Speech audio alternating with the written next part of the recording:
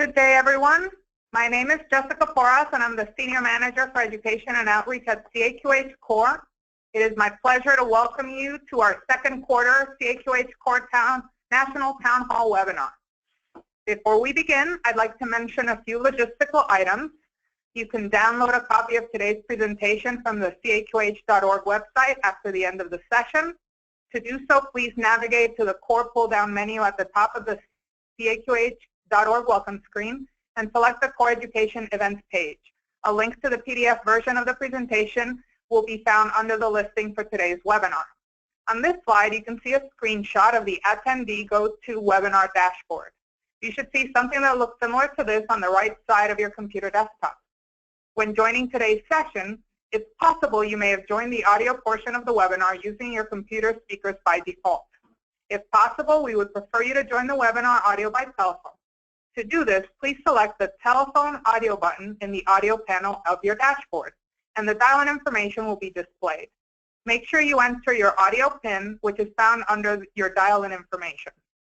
We will save time at the end of today's program dedicated to responding to audience questions. You're encouraged to submit your questions at any time during the webinar by typing them into the questions panel on your dashboard.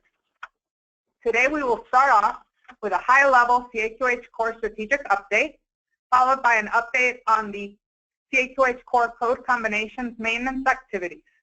We will then share the latest information on the new Phase 4 operating rules, as well as the voluntary CORE certification program, including our progress towards developing a Phase 4 certification process. And we will have time at the end of the session for Q&A. And now, I'd like to introduce our first speaker, CAQH CORE Managing Director, Gwen Lowe's. Gwen? Great. Good afternoon, everyone, and thank you for coming on today. We appreciate your ongoing interest. I am going to talk a little bit today about the CAQH CORE Board and what they've been focused on, and therefore some of the work they are doing that is going to be impacting all of CORE, and then additionally feedback they've heard that they're addressing that you as the CORE participants or the industry at large have been providing, and how they're working to prioritize that. So many of you are familiar, obviously, with the CORE mission and vision, and some of you aren't. There's always new people on these calls, which we really do appreciate. So a reminder for the mission and vision, we are driving the creation and adoption of healthcare operating rules, and it does have a focus on standards, supporting standards, not writing standards, but supporting them, accelerating interoperability, and aligning administrative and clinical, which is becoming more and more important. And as that vision from what is CORE, industry-wide facilitator, and you'll see that there's a focus on sustainable healthcare exchange that evolves and aligns. That evolution and alignment is considered essential from the board's perspective, as well as sustainable exchange. So we're not adding more expenses, but we're really keeping it to a place where we're helping people reduce their costs and reduce their effort so they can focus on delivery of care. Mission and vision, and I think that's completely relevant as we think about CORE moving forward. In the next slide, you'll see that as the board moved forward to consider where is it going in the future, there really is an emphasis on evaluation criteria. And many of you are familiar with these evaluation criteria, but we want to keep them front and center. We're really at a transitional place. As you all know, we're coming out of a lot of heavy emphasis on what the ACA required and going into what will be a focus on both mandates and also voluntary efforts. And CORE was started as a voluntary effort, and it will continue as both voluntary and its mandated roles. So this criteria is going to be essential as we move ahead and we continue to expand what operating rules are needed. And you'll see those criteria on the screen, and they all play an important part in a lot of what the board discussions focus on. On the next slide, and you remember who is the board. It's multi-stakeholder, it's executive level. They have really been looking at where we are with the ACA and what it means as next steps. So we're all familiar with the general ACA timeline around operating rules and certification.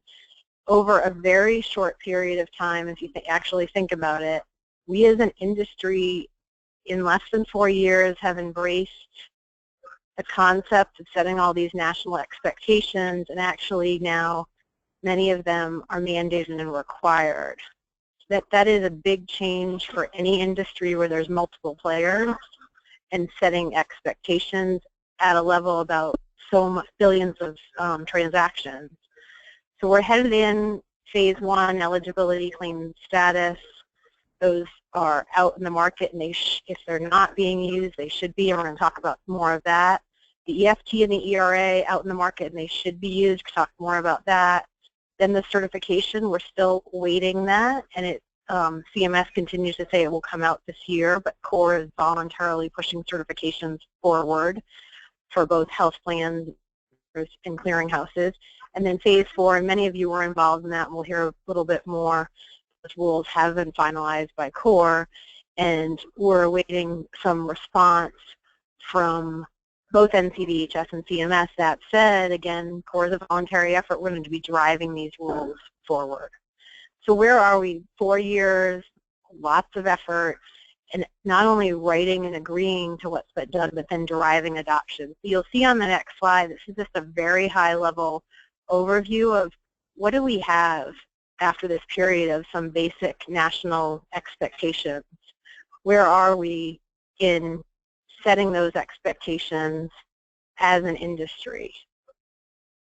And you'll see from the slides that we actually have outlined the basic things that everyone should be doing at this point, from response time for real-time and batch to system availability across data content requirements, working with the financial services industry on EFT. This is quite a lot of progress, again, in a short period of time.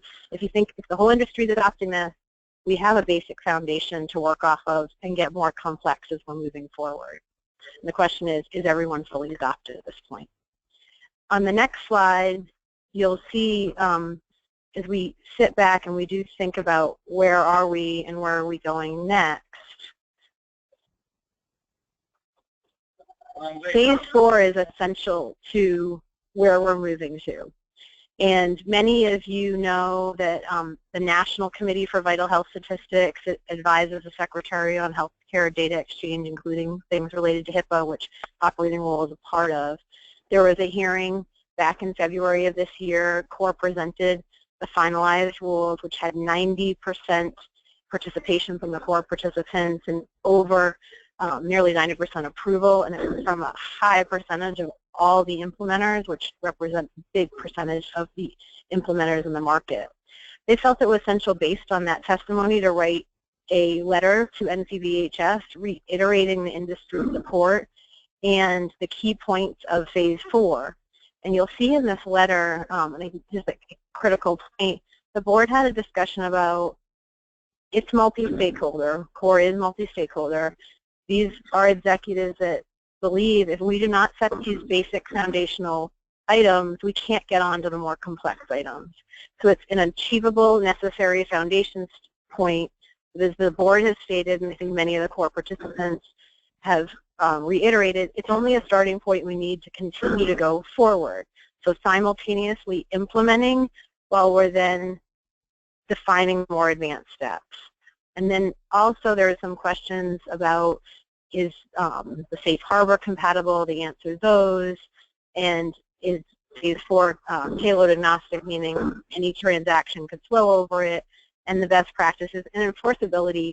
I know that AMA board member and some of the provider board members really wanted to reiterate that phase 4 is enforceable. You can actually check if entities are complying with it, because adoption is key to CORE's vision and mission, and obviously key to the ACA. So where are we when we think about those items? Across the board, you'll see the board has really sat back and said, next steps, CORE's focus. We are committed to the overall mission and vision and the integrated model.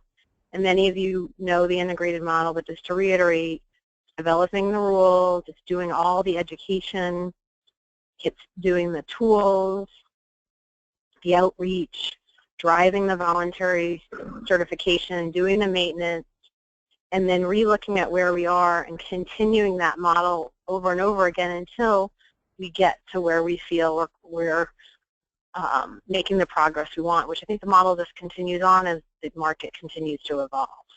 Part of that is pushing the ACA responsibilities forward, and then also doing voluntary work and supporting NCVHS. The role of evolving is really not only evolving the actual requirements, but the adoption. The board is spending quite a lot of time to say, we already looked at what has been required by the rules, who is adopting it, and they've undertaken an analysis of all the payers that are voluntarily core certified right now, both on the commercial side and the public side, and then the vendors and clearinghouses, and they're going to be presenting, and we'll have this on future town hall calls, where we are from the perspective of voluntary core certification about adoption, because we have to, and we're seeing this in the clinical world, connect the dots between the data sources, the vendors, and the providers. So that is a big focus for the board at this moment. And then we focused on fee-for-service, and you'll see we move from voluntary in efforts and focus. Have to have more fee-for-service, but we also need to, again, payment models are changing. How do we work with operating rules, and is there a role for operating rules in value-based? And that has been a big focus for the board as it considers its next steps. So if you go on to the next slide, talk a little bit about the board focus on fee-for-service and value-based. All the requirements to date have been driving the billions of transactions that flow for fee-for-service and creating national expectations, making sure we're all on the same page, and now fully making sure those are adopted. When value-based programs are rolling out, and there's quite a lot of different types of programs, where can we get ahead of the game rather than doing it after the fact to figure out, as an industry, we need to work together to identify those things that are really not competitive advantage, but we need to collaborate on. So the board in 2015 did an assessment of some potential opportunities, and now it's moving forward, and you'll see on the next slide, they've started a multi-stepped process where they're taking those potential opportunities and interviewing about 45 industry experts and seeing their thoughts on where does the industry need to collaborate and come together. They'll be taking those findings and then having, sharing them publicly. So you'll be seeing later in the year an issuance of that. And then the core participants, again on a voluntary basis, because we're moving into the voluntary proactive basis, which ones do they want to prioritize if there is potential opportunities identified for CORE, or are there other organizations that CORE could potentially influence to take action? And then how does CORE want to track the movement of value-based and the streamlining of administrative activities and operational activities for value-based as we move from fee-for-service to value-based over the coming years? This is a key piece of where we are as an organization and where we'll be going as an organization. And you'll see on the next slide, these are the opportunities that were identified in 2015. These were done through a range of interviews, but also a whole review of secondary research. On the left-hand side are the potential opportunities, and on the right are some examples of the questions that are going out to the interviewees and being discussed with the interviewees about their view of each of these opportunities or other opportunities they may identify for value-based, and whether or not the industry, the timing's right, who needs to be at the table, is another organization already headed down the path to solve the need to collaborate, any unexpected outcomes. These are all examples of the questions that are being asked. And you'll see on the next slide actual description of the type of organizations that are being interviewed. So you'll see there's a wide range of organizations. The board thought it was essential that all types of stakeholders are interviewed for this, because just like fee-for-service, it's not going to succeed if only the payers do it, or only the vendors, or only the providers. And then with value-based, there's a lot of new entities in the mix, and so they're included in the interview process. They are looking at across all the structures, because certain entities have more experience with certain types of programs, and different types of organizations that may or may not be part of things like an ACO. And then also a geographical diversity, affiliations with or without HIEs, because some of the HIEs are helping with the value-based programs. And then also interviewing some organizations that have actually stopped offering value-based programs. Why did they not succeed?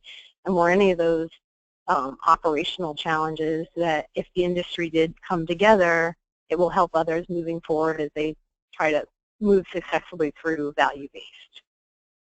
So with that, I think you can get a sense of the board is really not only looking at where do we need to drive fee-for-service, more work on prior auth, more work on eligibility, more work in actually getting adoption for the existing rule, but then really thinking through ahead about where is value-based going and where do we as an industry want to help support that process, either directly or through the support of other efforts.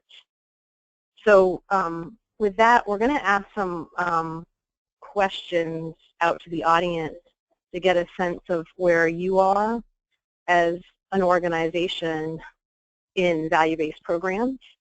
And Drew, I'm going to hand over to you for the 2 polling questions. Yep. Yes, thank you so much, Gwen. And as Gwen mentioned, we're going to pause briefly for a couple questions on value-based payments. And first I'll read the question, and then I'll launch the poll, and we'll pause for about 20 seconds for everyone to respond right on their screens. And so this question asks, is your organization offering, receiving, or helping to manage any type of value-based program or programs?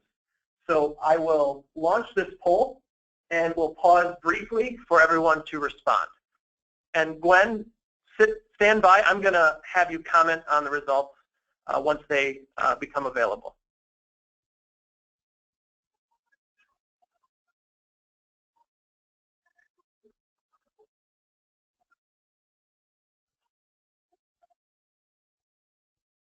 Take about 5 more seconds. There's just over 300 people on this webinar, and 65% have voted so far. All right, we'll close the poll and share the results with everyone. So Gwen, I see that 49% indicate that they're not sure, 27% say yes, and 24% say no. What do you make of these results? I think it's probably, based on our interviews to date and secondary research, representative of where the industry is. Some people are really dipping their toes into the water on value-based programs, and that's payer perspective, provider perspective, and the vendors that support them, and analytic vendors as well, not only just traditional exchange vendors and like practice management systems or clearinghouses. And a lot of folks, these programs are really being administered in new areas of the organization or evolving areas of the organization, so everyone's not as involved yet, and that is going to be changing.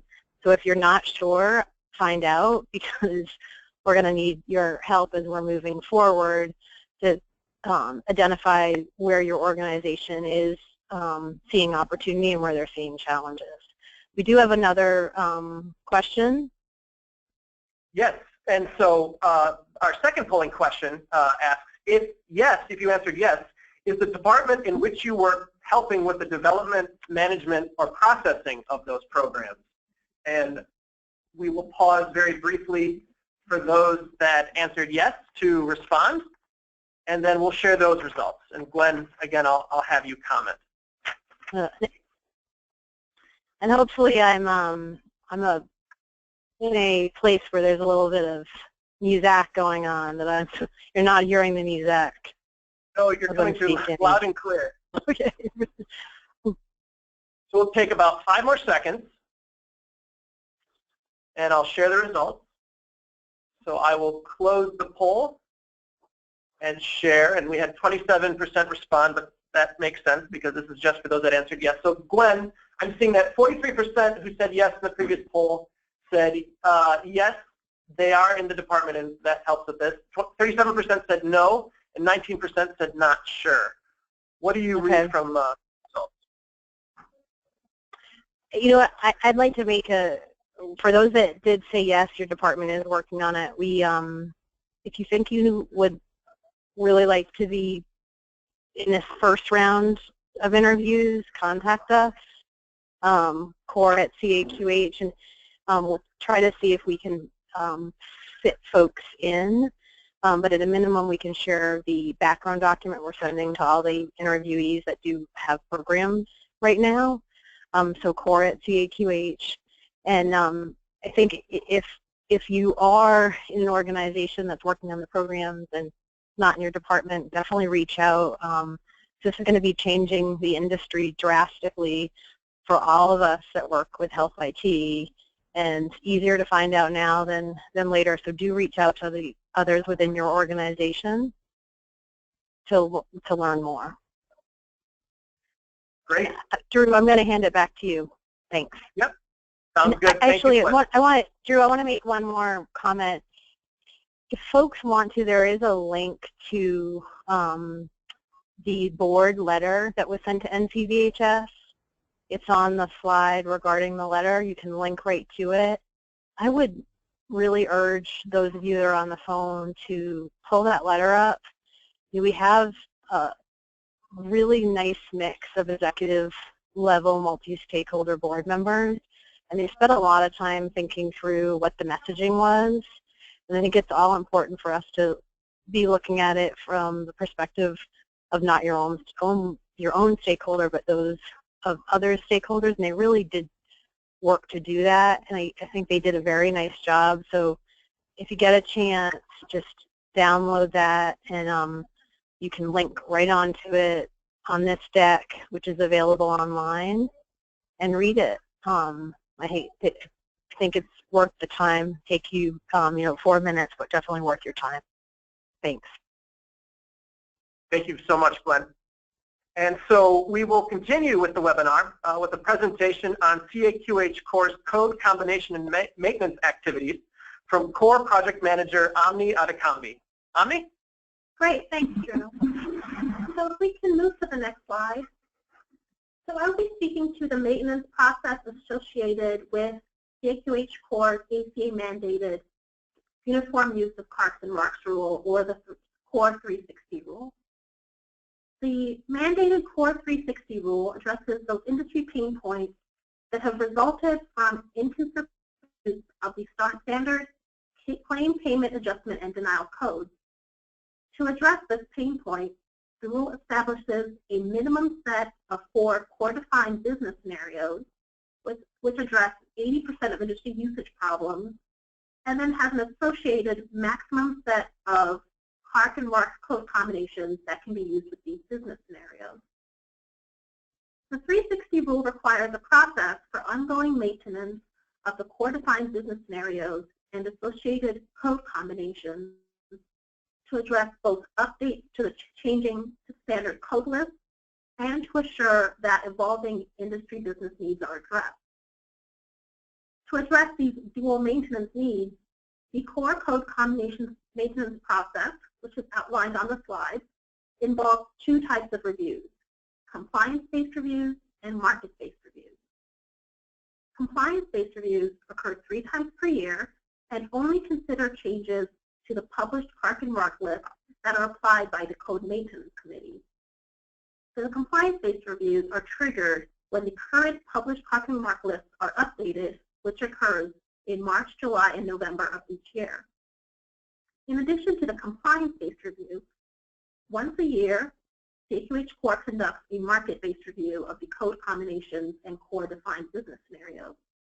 The purpose of market-based reviews is to consider potential adjustments to the code combinations in the existing business scenarios, as well as potential for new core defined business scenarios to address ongoing and evolving industry business needs.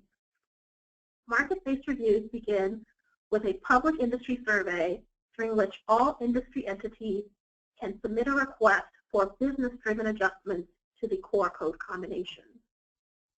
Updated versions of the core code combinations resulting from the compliance-based and market-based reviews are then published 3 times a year. Next one. The CAQH CORE Code Combinations Task Group is responsible for maintaining the core required code combinations and core defined business scenarios via the core code combinations maintenance process.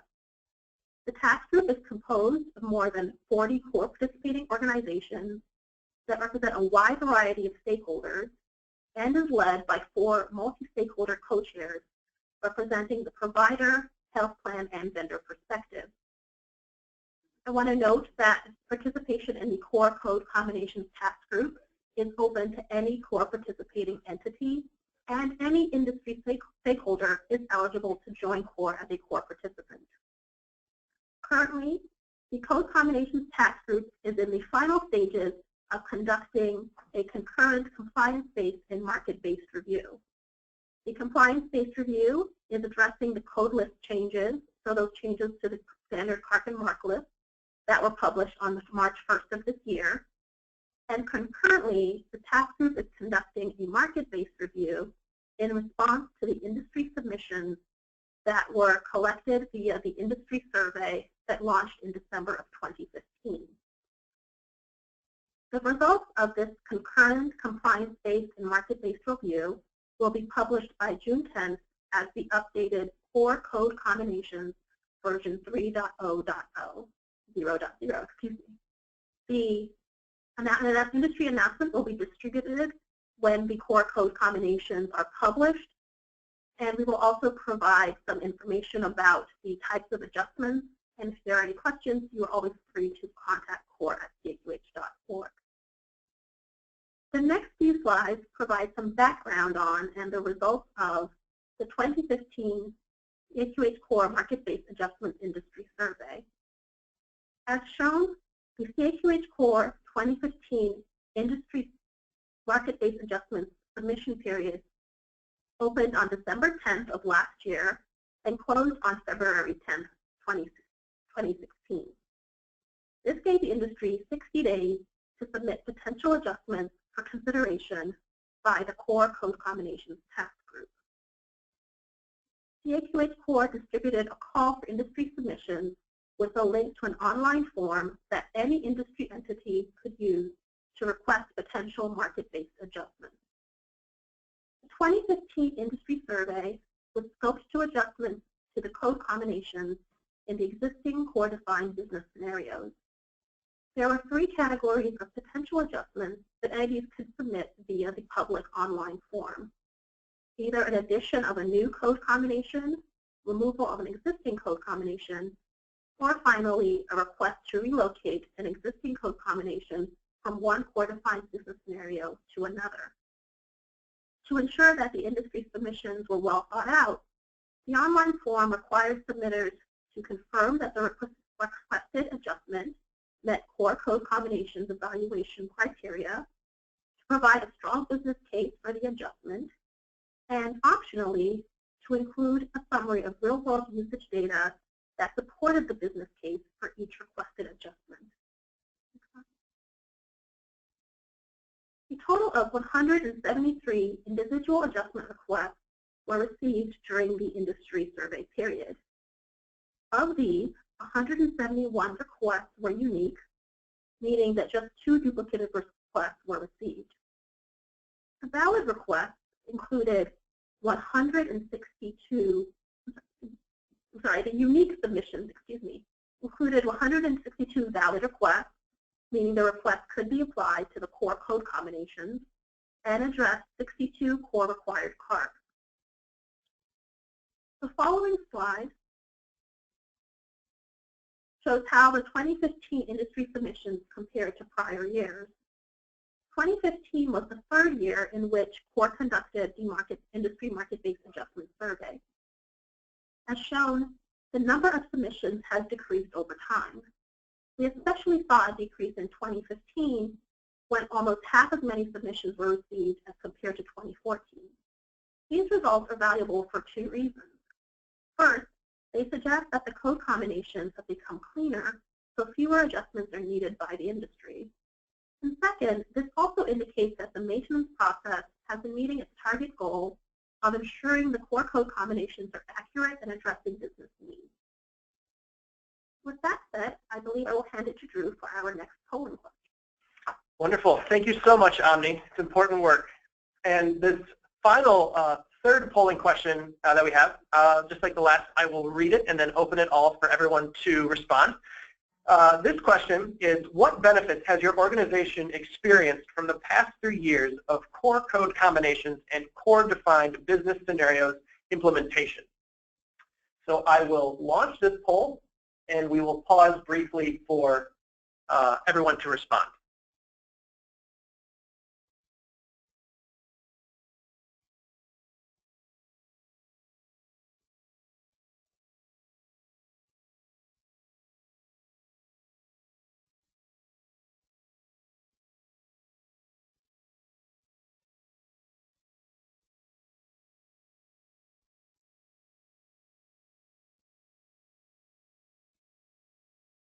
Take about 2 more seconds.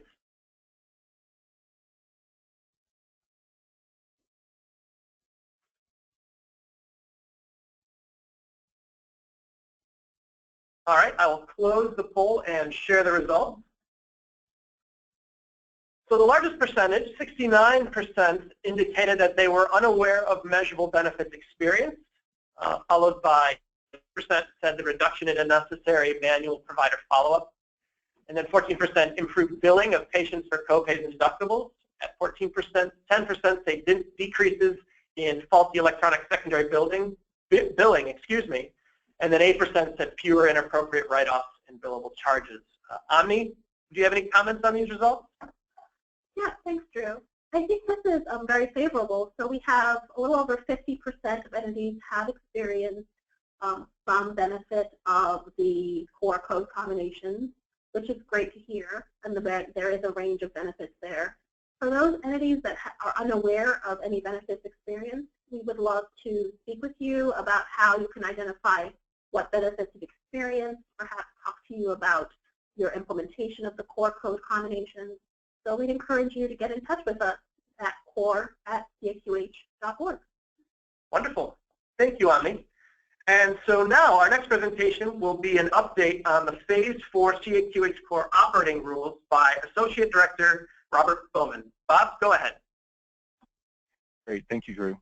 Good afternoon. And just as Omni and as well as Gwen has mentioned, we are continuing our work with Phase 4 implementation. We want to share some of our metrics with you that we've been tracking over the course of the last few months since the Phase 4 rule set was finalized. Going all the way back to December and in January, you can see that with a typical polling question that we'd like to ask is, please indicate whether your organization intends to voluntarily implement the Phase 4 core operating rules.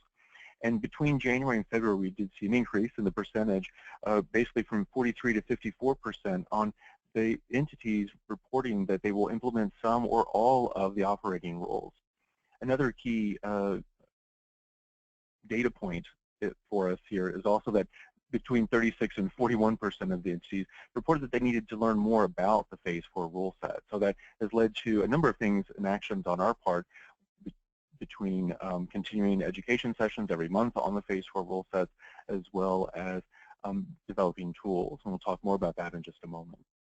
Another important data set that we like to track as well, you'll find on the next slide, And here we try to ask a question specifically around the implementation status that different entities have and what their plans are for 2016. So the poll was originally conducted in February, at the end of February of this year, where the attendees, by large percentages, indicated that they will continue to work on either internal education and awareness of the Phase 4 rule set, analysis and planning system design this year, as well as system implementation, integration, and testing. A full quarter, 25% of the attendees reported they'll make it that far this year.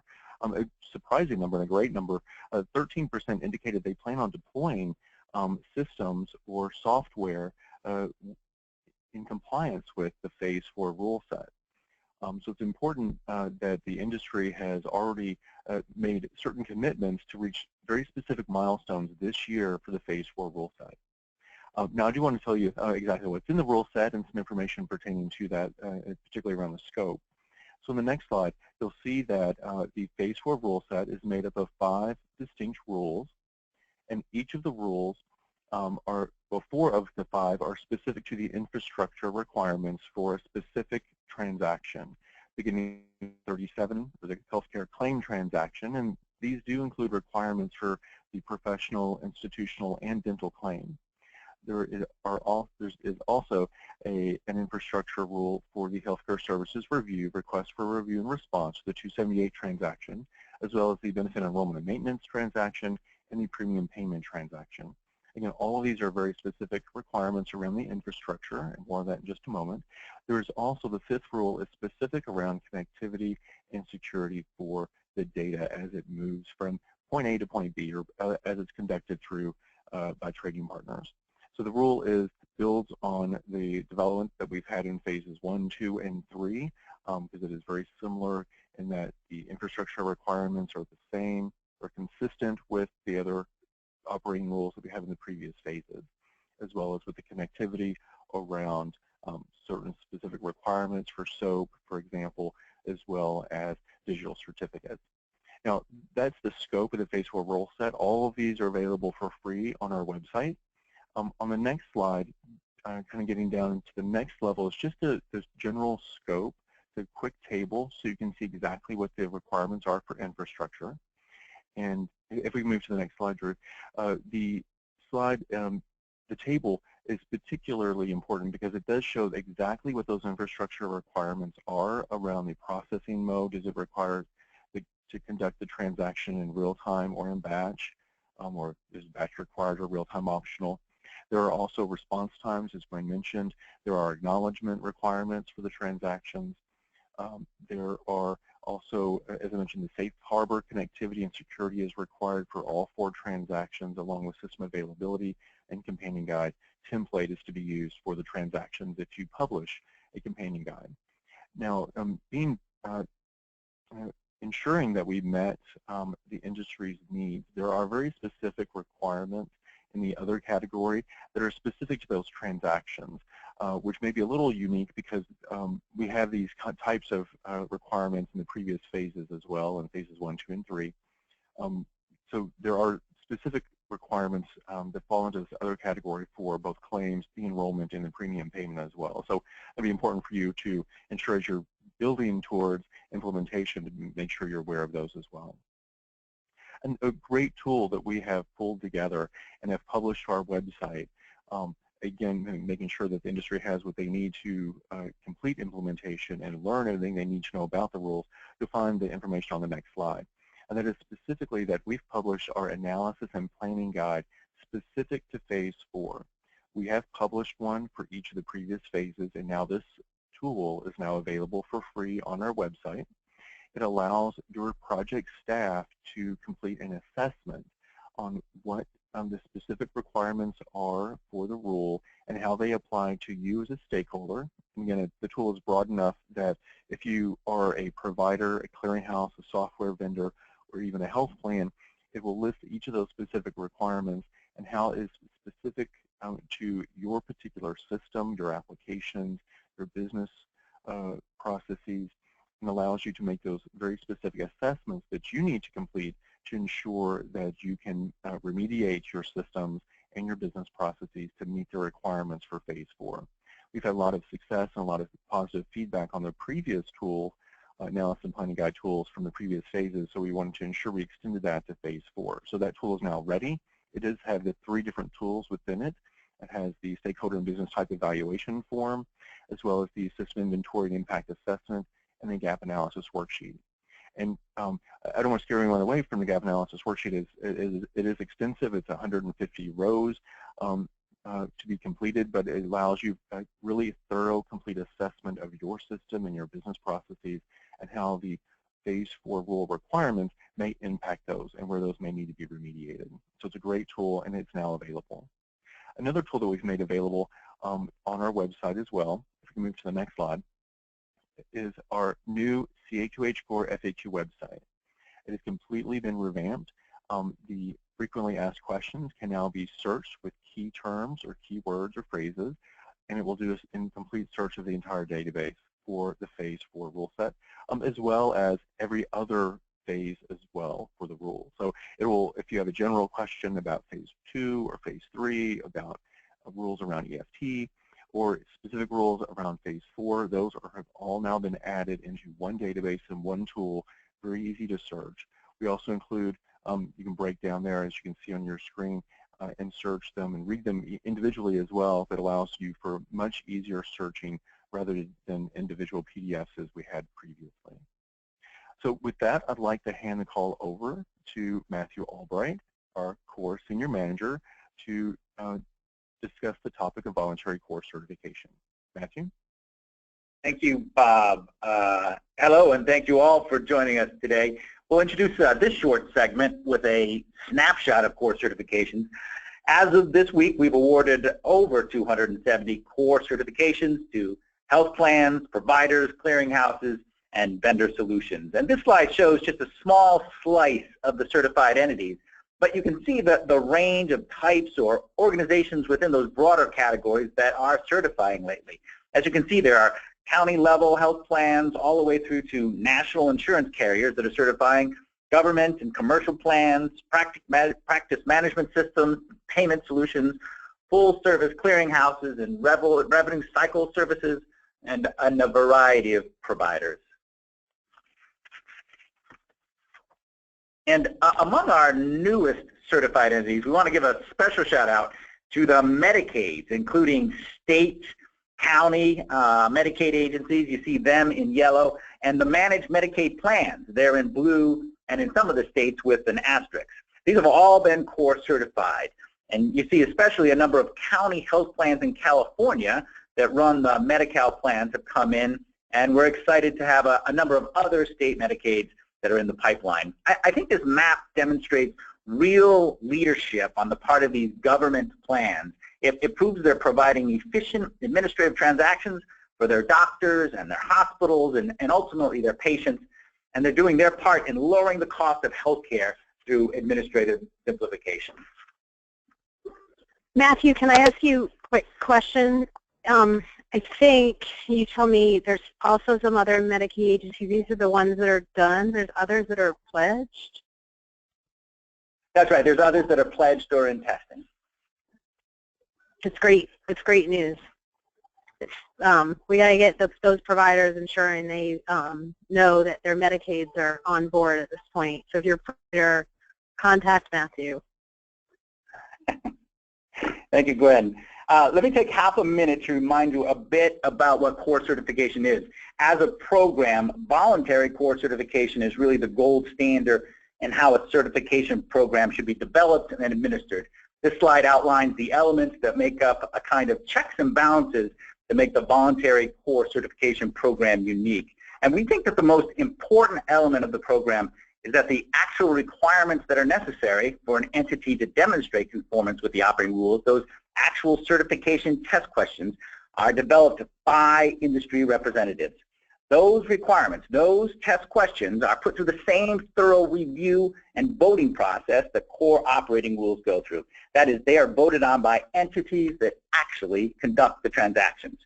So CORE certification is industry deciding for industry what conformance really means. And that is why when you implement the Phase 4 operating rules that Bob talked about earlier, or any of the federally required operating rules, think about making core certification a part of your testing. Think of it as another tool that you can tag on to the end of your implementation project plan as that final check, that third-party check. You went the distance, so why not collect your medal? Which brings us to Phase 4 certification. Look for it coming out and available late this summer. As with previous phases, Phase 4 certification is for 4 different stakeholders. If you're not sure if your business fits into one of these stakeholders, please give us a call and we'll walk you through it. And of course, feel free to contact us with any questions.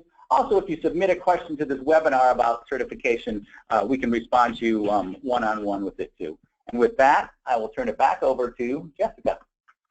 Thanks, Matthew, for that very informative update on core certification, and we look forward to hearing more from you when Phase 4 certification goes live. We now have some time for Q&A. I'd like to remind you to please submit your questions by typing them into the questions panel of your dashboard, and it helps if you identify what stakeholder you represent. So let's take the first question, and we'll start with Matthew. So what is the status? What's the latest and greatest on when it comes to the certification of compliance rules? Good question. And if you are a frequent listener or watcher of these webinars, you know that we're asked about this update and where that is. This is the federal regulation that was stated in the Affordable Care Act that required all health plans to certify compliance with HHS. And as many of you know, there was an NPRM that was released early in January 2014. And then we didn't hear anything more. There was a notice that came out in late last year, late 2015, that stated that HHS was working on a new proposed rule that they expected to come out in the spring of 2016. And we've since heard in kind of public announcements or public meetings where CMS has attended that they're probably going to miss that April deadline for a new rule. So we haven't heard anything else other than that.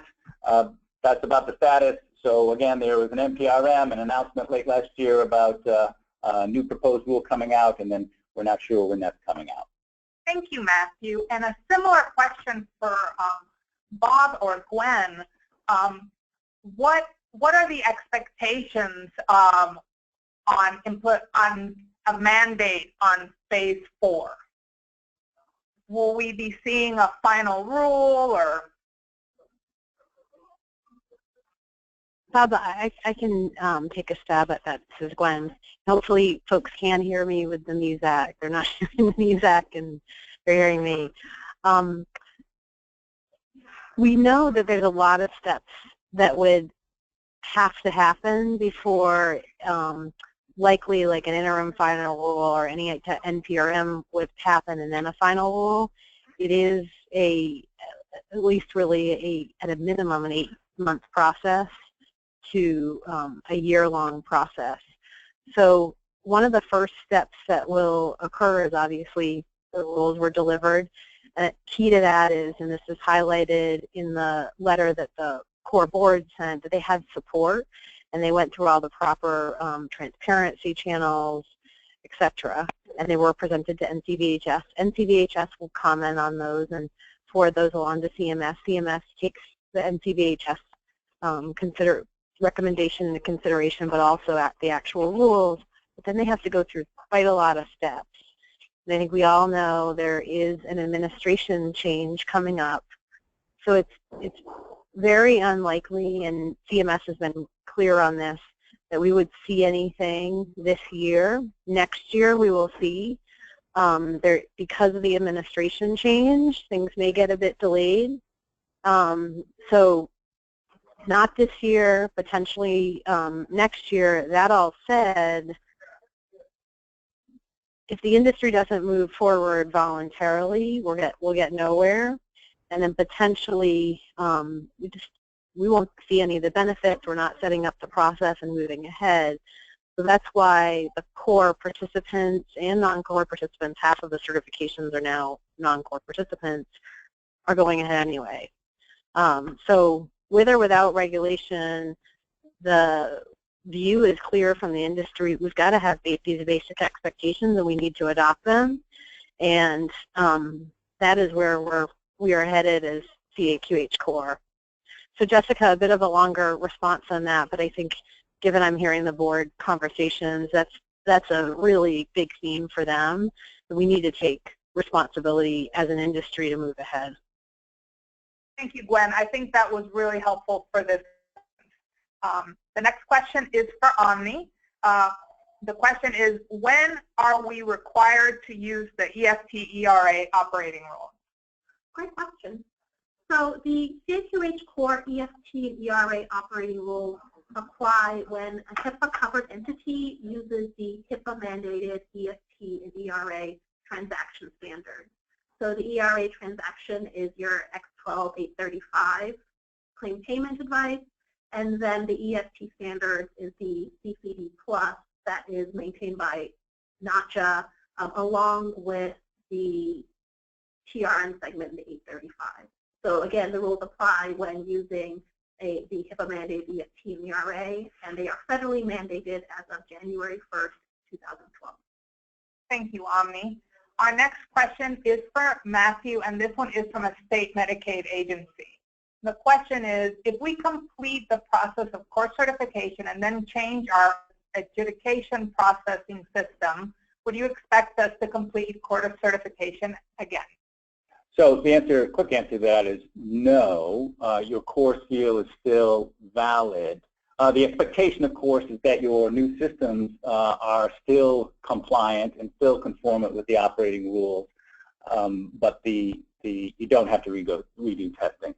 However, I would suggest that as the testing engine is open for testing, that anytime you change your education, your processing systems, or anytime you make any alteration in the system, to go back in and, as a confirmation, put your new system through the test as well. Again, it doesn't have to be. It's not a formal process that we require, but it's a good way to check to make sure that your systems are still conformant.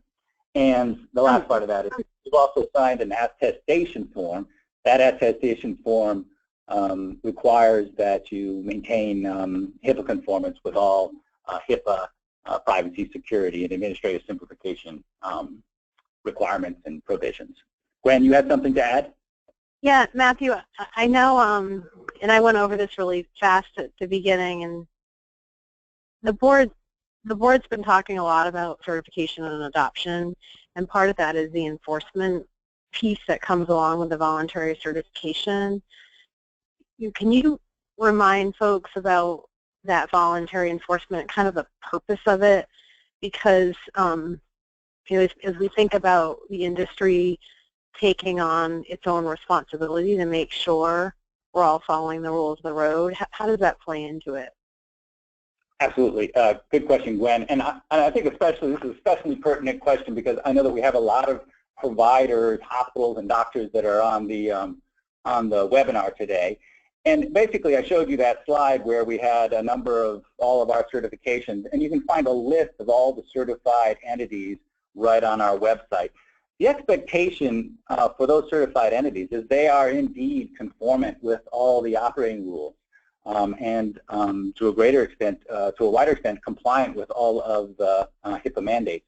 And so if you find as a recipient, as a provider, that you are not getting these transactions delivered to you according to the operating rules, then there is an avenue that you can follow with CAQH CORE. You can file a formal complaint. Now there's a certain criteria around that complaint. It needs to have happened, the error or the nonconformance needs to have been a number of incidents of them over a certain period of time. But nevertheless, you can file a formal complaint with CORE, and CORE will put it through the enforcement process, and assuming it is a valid complaint, then it could result in the removal of CORE certification from a CORE certified entity.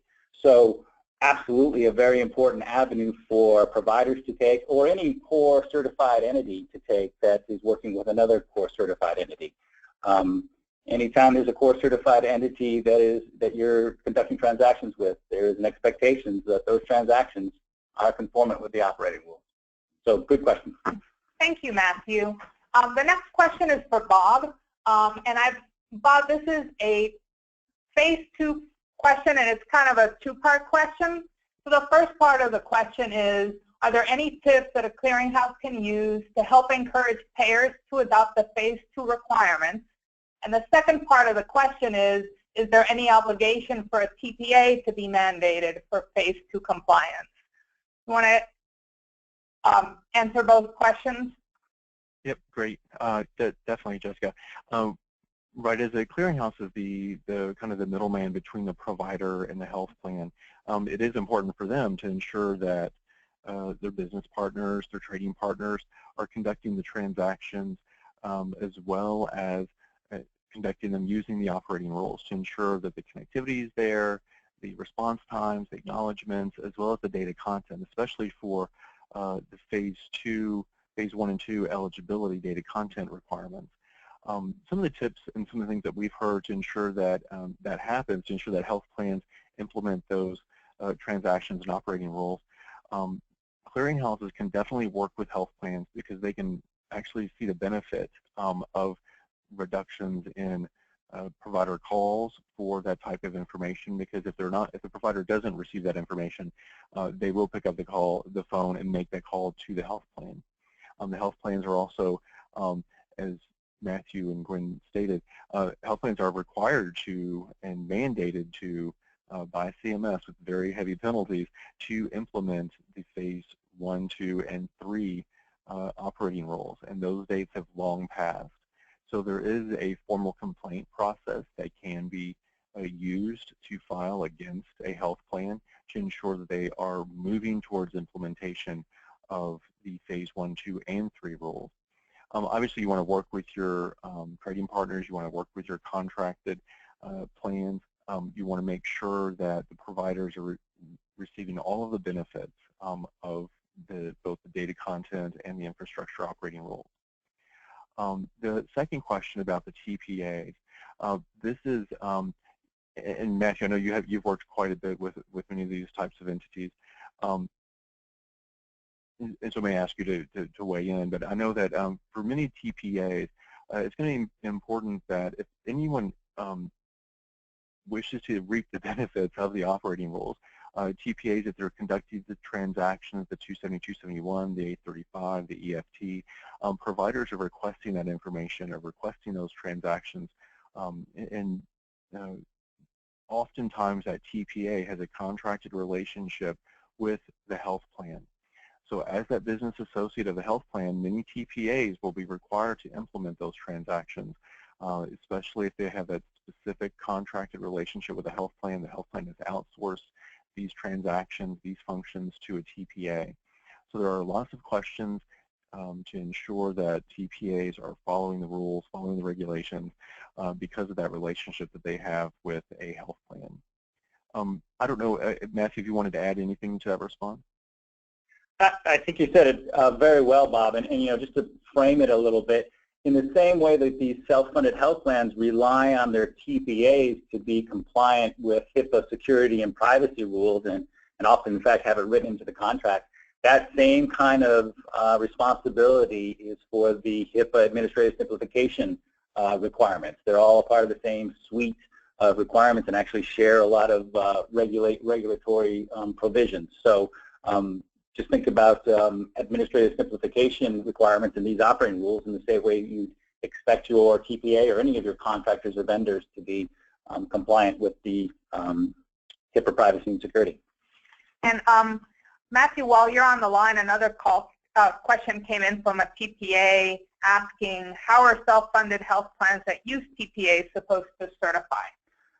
So this is a very good question. If you're a self-funded health plan and you're looking to get certified, the first step is to make sure your TPA is certified.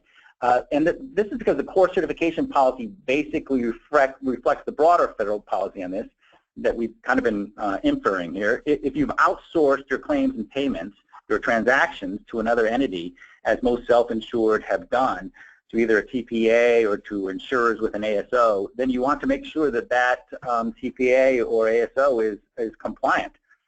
So I would urge any self-funded health plans to ask their TPA if they're certified, and to ask their TPAs to explore it if they're not.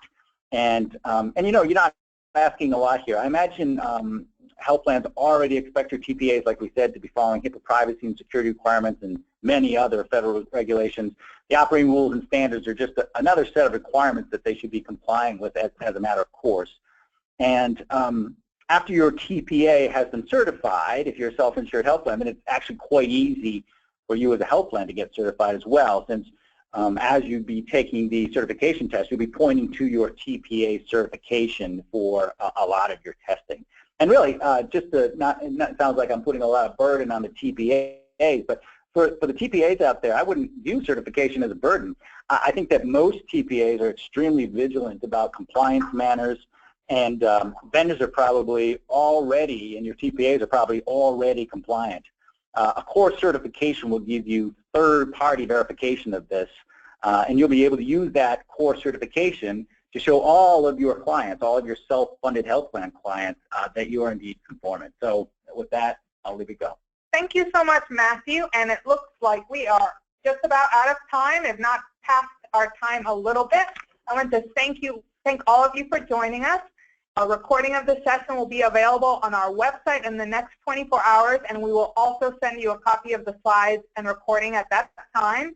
Please register for our upcoming webinars by going to our website. Also, here are some ways to connect with us, including links to our various free resources. And that's it. You may now disconnect and have a great rest of your day. Thank you.